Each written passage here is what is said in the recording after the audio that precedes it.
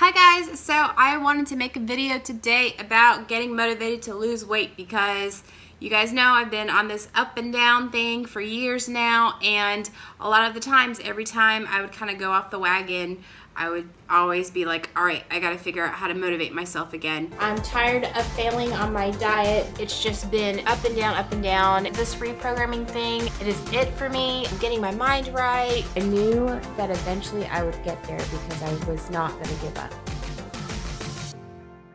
So what I've come up with as far as staying motivated to lose weight, so a lot of us like to look to Instagram, look at the fitness models for motivation. You know, they say post pictures up of fitness models. I actually have some in my fridge to stay motivated to lose weight. But the problem with that is that kind of motivation is fleeting. It's exciting, like when we're seeing people who look amazing on Instagram, on Facebook, all of that.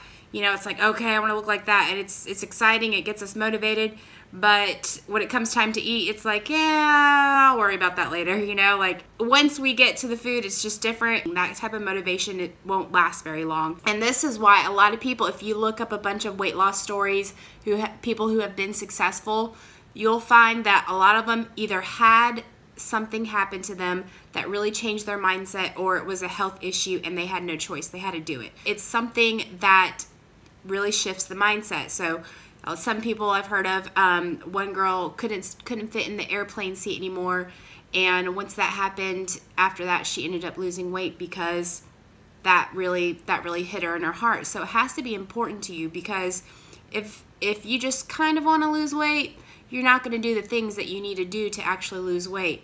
But if it's really important to you, you'll make it happen. If I tell you, hey, wake up at 3 o'clock tomorrow morning and hit the gym, I'll do that tomorrow. But if I tell you, hey, meet me here at 3 o'clock in the morning and I'm going to give you $1 million, you're going to be there, right? Like, you're going to make sure you're there. So if it's that important to you, if it has the value to you, you're going to make it happen. So how do you get exercise, diet, how do you get that to be a value to you? Well, you have to think about, what are your reasons that you want to get in shape? What are the reasons that you want to lose weight? And a lot of times we say, okay, you know, I want to feel better, I want to look good, but think about it, like, are you doing it because you want somebody to like you? Are you doing it because you think you'll get that promotion if you're in better shape? All of these kind of vain sort of motivations are not something that really like matters to our soul. It's not deep down. It's not the kind of motivation that's going to carry you through, because, you know, if that's the case, everyone who's in a happy relationship would only be fit people. Everyone who's got the job promotion would only be fit people. That's not the case. And so you want to have something that just means the world to you, something that's really important to you. So ask yourself, why do you really want to lose the weight? Is it because you want to feel better about yourself? Then ask yourself, what is it that you feel about right now that you want to change? Just saying I want to feel better doesn't really motivate you. It's not going to pull you to do what you need to do. When you find the right motivations, it's going to be a feeling like it pulls you to do it. You don't have to convince yourself to do it. You don't have to talk yourself into it. You feel compelled to do it. It's not a push feeling. It's a feeling like it just pulls you in there. Why do you want to feel better? Are you tired of binge eating, feeling bad about what you ate, and then starting the cycle over again? It's that constantly beating ourselves up, that lack of self-love, really thinking about the feelings, because our actions are always going to be based on our feelings. I don't want to go to the gym today because I don't feel like it.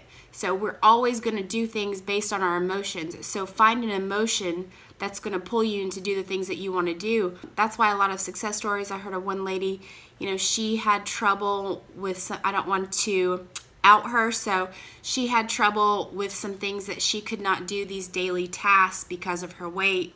So she had to get her daughter to help her do like everyday tasks that we do, and when she had to ask her, I think 4-year-old daughter to help her with that, that was her like life-changing moment. The thing is a lot of times we kind of just like hope we'll have that life-changing moment that will make everything switch, but you know, most of us don't have that little life-changing moment, or that health issue where the doctor says, okay, you got to change things.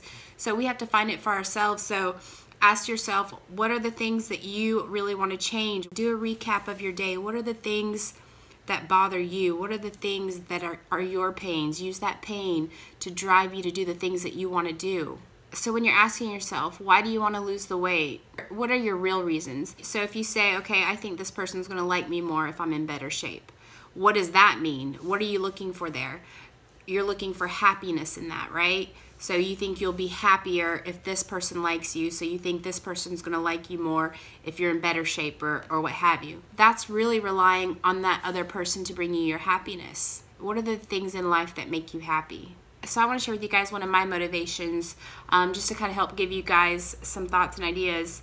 For me, I kind of realized, like, you know, when I was in my 20s, you kind of just feel like you're going to live forever. And then, you know, I lost one of my best friends, and then I lost my brother, and it really made me think about some things. And